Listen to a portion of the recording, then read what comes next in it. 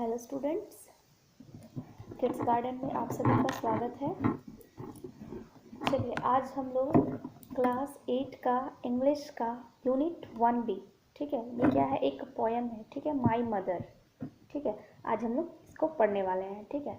तो देखिए, पोएम शुरू करने से पहले एक चीज़ बताइए आप लोग कि आप लोगों को सबसे ज़्यादा आपकी फैमिली में कौन प्यार करता है, या जब आपको चोट लगती है या फिर आप बीमार रहते हैं तो उस टाइम आपको क्या लगता है, सबसे ज़्यादा किसके पास रहने का मन करता है, या फिर किसके क्लोज आप उस समय सबसे ज़्यादा अपने आप को महसूस करते हैं, ठीक है। तो आप लोग इसके आंसर्स कमेंट बॉक्स में कमेंट करके बताइएगा, ठीक है। चलिए हम लोग बढ़ते हैं आगे पोएम की तरफ। क्या है पोएम, चलिए देखते हैं, ठीक है। देखिए पोएम का हेडिंग है माई मदर, मेरी माँ, ठीक है।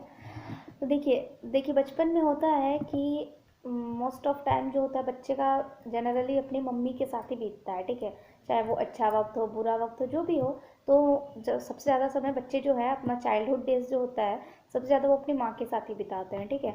तो यहाँ देखिए ये जो पोएम है माई मदर, इसके जो पोएट है यानी कवि हैं वो हैं डॉक्टर APJ अब्दुल कलाम, ठीक है। तो उन्होंने यहाँ पे एक पोएम के माध्यम से चांदनी रात में वो अपनी माँ को जो याद कर रहे हैं और करते हुए उन्होंने अपनी माँ के बारे में यहाँ पे पोएम के माध्यम से यहाँ पे चित्रित किया है, ठीक है, कि वो अपनी माँ के बारे में क्या सोचते हैं या फिर क्या फील कर रहे हैं उस टाइम। तो उन्होंने यहाँ पे उसी चीज़ को चित्रित किया है, ठीक है। तो चलिए हम लोग पढ़ते हैं। देखिए आप लोगों को पोएम पढ़ रहे हैं, ठीक है, तो इसका आपको पोएट का नाम याद होना बहुत इंपॉर्टेंट है, क्योंकि मोस्ट ऑफ टाइम एग्जाम्स में पूछे जाते हैं क्वेश्चन की, जैसे कि आपको हेडिंग दिया रहेगा और फिर पूछा जाएगा कि इसके पोएट कौन है, ठीक है। कोई स्टोरी के भी राइटर का नाम भी पूछा जाता है, ठीक है। तो ये इंपॉर्टेंट है, आप लोगों को याद रखना, ठीक है। तो माई मदर के जो पोएट है वो है APJ अब्दुल कलाम, ठीक है। चलिए हम लोग देखते हैं पोएम क्या है। देखिए, sea waves golden sand, pilgrims faith, Rameswaram mosque street, all merge into one, my mother, ठीक है। देखिए APJ अब्दुल कलाम जो थे वो रामेश्वरम उनका घर था, वहीं वो रहते थे, ठीक है। रामेश्वरम कहाँ है, तो ये तमिलनाडु में है, ठीक है। तो देखिए रामेश्वरम वहाँ पे देखिए समुद्र है, ठीक है। तो समुद्र की जो लहरें हैं, ठीक है, वो वहाँ पे रहते थे, तो वहीं के बारे में चित्रण किया हुआ है, ठीक है। तो जो समुद्र की जो लहरें उठती है और समुद्र किनारे का जो भालू होता है, ठीक है, उसी को यहाँ पे गोल्डन सैंड बताया गया है। और पिलग्रिम्स फेथ मतलब कि धार्मिक पुरुषों का विश्वास, यानी कि धर्म से रिलेटेड। तो और रामेश्वरम का जो मॉस्क्यू स्ट्रीट, मॉस्क्यू मतलब होता है मस्जिद, ठीक है। तो रामेश्वरम का जो मस्जिद का गली है, इन सारी चीज़ों को वो कंबाइन करके अपनी माँ में ही देखते हैं, ठीक है। सारी चीज़ों को वो अपनी माँ में ला करके कंबाइन कर देते हैं, ठीक है, मतलब सारी चीज़ें अपनी माँ में ही वो देखते हैं, ठीक है। You come to me like heavens carrying arms, ठीक है, तुम मेरी ज़िंदगी में आई तो वो मेरे लिए ऐसा फीलिंग था जैसे मुझे लगा कि जैसे बिल्कुल स्वर्ग ही मिल गया है मुझे, ठीक है। I remember the war days when life was challenging and toil, ठीक है।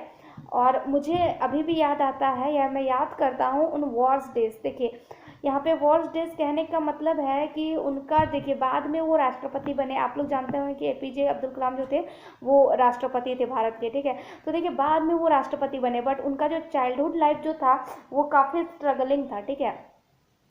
उस टाइम उनकी ज़िंदगी में बहुत सारे प्रॉब्लम्स थे, बहुत स्ट्रगल उन्होंने किया, बहुत संघर्ष उन्होंने किया है, तब वो उस मुकाम तक पहुँचे हैं, ठीक है। तो वो अपने जो चाइल्डहुड में जो उनका संघर्ष भरा जीवन रहा है, उन्हीं दिनों को उन्होंने यहाँ पे वॉर डेज कहा है, ठीक है। और वो उनके लिए काफ़ी चैलेंजिंग था, ठीक है।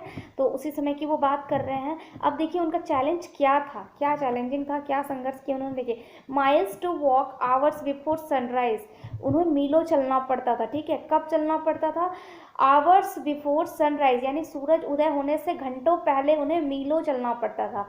Walking to take lessons from the saintly teacher near the temple, और उन्हें मीलों क्यों चलना पड़ता था, तो क्योंकि उन्हें एक मंदिर तक जाना होता था जहाँ पे वहाँ मंदिर के जो धर्म गुरु होते थे उनसे उनको शिक्षा लेने के लिए वो मीलों चलते थे। कब चलते थे, सनराइज से पहले, यानी सूरज उदय होने से भी घंटों पहले, ठीक है। उसके बाद again miles to the Arab teaching school, और फिर जो है मीलों चलते थे, किस लिए, अरब टीचिंग स्कूल में वो पढ़ने जाते होंगे, ठीक है, फिर उसके लिए उनको मीलों चलना पड़ता था, ठीक है। Climb sandy hills to railway station road, ठीक है। और देखिए बलुई पहाड़ों को उनको चढ़ करके पार करना होता था, कहाँ जाने के लिए, रेलवे स्टेशन रोड जाने के लिए, ठीक है। बलुई पहाड़ कहने का मतलब है कि बालू का ढेर रहता होगा, उस पर वो चढ़ करके जो है पार करते होंगे, तो इसीलिए उसको कहाँ जाने के लिए, स्टेशन, रेलवे स्टेशन रोड जाने के लिए, ठीक है। अब वहाँ वो क्यों जाते थे, देखिए, collect distribute newspaper to temple city citizens, ठीक है। और किस लिए, क्योंकि वो न्यूज़पेपर पहले कलेक्ट करते थे और उसके बाद वहाँ जाकर के न्यूज़पेपर जो टेम्पल सिटी के जो सिटीजन, वहाँ के जो नागरिक होते थे, वहाँ पे वो डिस्ट्रीब्यूट मतलब कि बेचते थे, ठीक है। वो अखबार बेचते थे बचपन में, ठीक है। उन्होंने इमली के जो बीज होते हैं वो भी बेचे हैं उन्होंने, तो काफ़ी संघर्ष भरा जीवन उनका रहा है बचपन में, ठीक है। तो वो न्यूज़पेपर बेचने के लिए वहाँ पे जाया करते थे, ठीक है। और फिर देखिए, few hours after sunrise going to school, और फिर सूर्य उदय होने के कुछ घंटे बाद उन्हें फिर स्कूल भी जाना पड़ता था, ठीक है। Evening business time before study at night, ठीक है। और इवनिंग यानी शाम का जो समय होता था वो उनका बिजनेस टाइम होता था। बिजनेस टाइम कहने का मतलब जो काम करते होंगे वो अपनी अर्निंग के लिए, ठीक है, पैसे कमाने के लिए जो काम वो करते होंगे, ठीक है। तो ये कब का समय होता था, ये इवनिंग का समय होता था, जो कि उनके स्टडी टाइम, जो कि रात का समय था उनका पढ़ने का, उससे जस्ट पहले का जो इवनिंग टाइम था वो उनका बिजनेस टाइम हुआ करता था। उसी टाइम वो अपनी अर्निंग के लिए कुछ काम किया करते थे, ठीक है। All this pain of a young boy, और ये सब एक बढ़ते लड़के की मतलब कि जो भी दर्द भरी कहानी है या फिर जो भी उस टाइम का पेनफुल कंडीशन है उसको वो शो कर रहे हैं यहाँ पे, ठीक है, कि कैसे वो संघर्ष करते थे, ठीक है। फिर देखिए, my mother you transformed into pious strength with kneeling and bowing 5 times for the grace of the almighty only my mother, ठीक है। और मेरी माँ, तुमने मुझे धर्म सिखाया, धर्म की शिक्षा दी, कैसे, घुटने टेक कर, झुक कर तुमने मुझे धर्म की शिक्षा दी, सिर्फ किस लिए, ताकि मैं उस सर्वशक्तिमान जो भगवान है उनकी मैं कृपा पा सकूँ। ये सिर्फ तुम ही थी मेरी माँ, ठीक है, अपनी माँ को वो कह रहे हैं। देखो, your strong piety is your children's strength, ठीक है। और तुम्हारा सबसे बड़ा धर्म भी यही था, तुम्हारे बच्चों की ताकत, यानी तुम हमेशा मतलब इसी चीज़ में लगी रहती थी कि तुम अपने बच्चे को कैसे कुछ बेहतर कर बना पाओ या कुछ बेहतर तुम्हारे बच्चे कर पाए। तो तुम्हारा सिर्फ वही धर्म था, मतलब सबसे मेन काम उसकी माँ का वही था, उसको वो याद कर रहे हैं, ठीक है। You always shared your best with whoever needed the most, ठीक है। और जब भी किसी को तुमसे कोई ज़रूरत हुई या कभी तुमसे किसी ने हेल्प मांगा तो तुमने उसे अपना एकदम दी बेस्ट देने की कोशिश की। दी बेस्ट कहने का मतलब कि वो जितना बेहतर अपना दे सकती थी, जितना बेहतर उनके लिए कुछ कर सकती थी, जो उनसे हेल्प मांगते थे तो उसके लिए वो अपना एकदम दी बेस्ट देना चाहती थी, ठीक है। You always gave and gave with faith in him, और तुमने हमेशा दिया और दिया ही है उन पर विश्वास करके, ठीक है।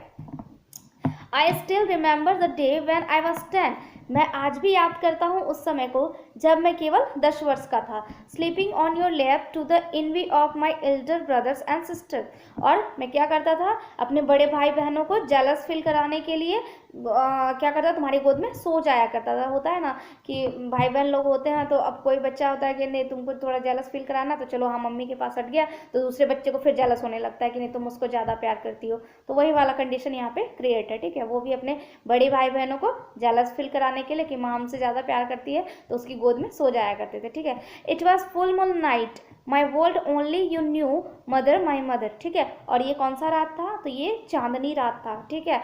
और तुम सब कुछ जानती थी मेरे बारे में, मेरी पूरी दुनिया तो तुम ही हो मेरी माँ, ठीक है, ऐसा वो कह रहे हैं, ठीक है। When at midnight I walk with tears falling on my knee, you knew the pain of your child my mother, ठीक है। तो देखिए, जब वो आधी रात को अचानक जो है रोते रोते मतलब जग जाते थे और जो उनके आंख से जो आंसू गिरते थे उनके घुटनों में, तो उस समय तुम मेरे दर्द को या अपने बच्चे के दर्द को तुम समझ जाया करती थी। अपनी माँ के बारे में कह रहे हैं कि जब वो जग जाते थे आधी रात को रोते रोते, तो उनकी माँ जो है उनकी दर्द को समझती थी, और फिर your caring hands tenderly removing the pain, ठीक है। और जो तुम्हारा वो सिंपैथी भरा हाथ होता था कि इन्हें होता है ना सांत्वना देना कि अच्छा कोई बात नहीं, ये सारे दिन ठीक हो जाएंगे, ठीक है, जो भी स्ट्रगल है, तो इस टाइप से वो जो भी समझाती होगी, जो भी उनके वर्ड्स रहे होंगे, ठीक है, उनको सांत्वना देने के लिए, ठीक है। तो वो जो उनका केयरिंग हैंड था, बिल्कुल प्यार से जो उनके सिर पे हाथ फेरती होंगी, तो वो जो है क्या करता था, उनके सारे दर्द को मतलब बिल्कुल छूमंतर कर देता था, सारे दर्द उनके बिल्कुल दूर हो जाते थे, वो अपना दर्द भूल जाते थे, एक तरह से कह सकते हैं, ठीक है।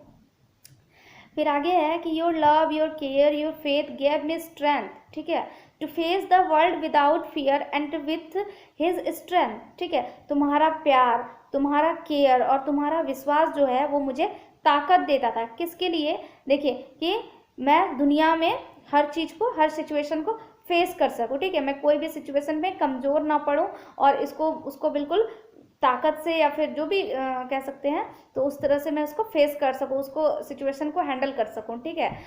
तो you will meet again on the great judgement day my mother, ठीक है, oh sorry we will meet, हाँ, तो हम लोग जो है फिर मिलेंगे मेरी माँ। कब मिलेंगे? जजमेंट डे, ठीक है। यहाँ पे देखिए जजमेंट डे कहने का मतलब यहाँ पे बताया गया है एंड ऑफ द वर्ल्ड, मतलब कि जब दुनिया का अंत हो रहा होगा, ठीक है। तो यहाँ पे जो पोएट है यानी कि APJ अब्दुल कलाम, उनका कहना है कि जब दुनिया का अंत हो रहा होगा उस समय हम लोग फिर मिलेंगे, ठीक है। यहाँ पे देखिए लगता है कि उनकी माँ जो है वो डेथ हो चुकी है उनका, और वो उनको याद कर रहे हैं, अपने चाइल्डहुड डेज को याद करके उन्होंने इस पोएम को लिखा है, ठीक है। इसलिए वो कह रहे हैं कि हम फिर मिलेंगे, ठीक है। देखिए तो आप लोग जान गए ये माई मदर्स जो पोएम था, तो इसके पोएट जो थे वो APJ अब्दुल कलाम थे। अब देखिए थोड़ा सा हम लोग APJ अब्दुल कलाम के बारे में जान ले। देखिए APJ अब्दुल कलाम का जन्म हुआ था 15 अक्टूबर 1931 को, ठीक है। और उनका जो मृत्यु हुआ था कब हुआ था? वो 27 जुलाई 2015 को, ठीक है। और वो भारत के 11वें राष्ट्रपति थे, ठीक है। और उनको मिसाइल मैन के भी नाम से जाना जाता है। क्यों जाना जाता है? क्योंकि उन्होंने रॉकेट साइंस के फील्ड में बहुत अच्छे काम किए थे, इसलिए उनको मिसाइल मैन के भी नाम से जाना जाता है। वो एक साइंटिस्ट भी थे, ठीक है। और उसके बाद देखिए उनकी जो वो कहानी भी लिखते थे, पोएम भी लिखते थे, ठीक है। तो as a poet and author, मतलब कि एक कवि होने के नाते या फिर एक कहानीकार होने के नाते उन्होंने हमेशा लोगों को जो है प्रेरणा देने की कोशिश की है, ठीक है। हर लोगों को प्रेरित करने का मतलब सोचते थे, ठीक है। और स्पेशली बच्चों को, ठीक है, बच्चों को वो सबसे ज़्यादा सोचते थे कि बहुत इंस्पायर्ड हो बच्चे, तो इसके लिए उन्होंने अपने कविता और कहानी के माध्यम से उन लोगों को इंस्पायर्ड करने की कोशिश की है, ठीक है। तो ये था आपका पोएम, ठीक है।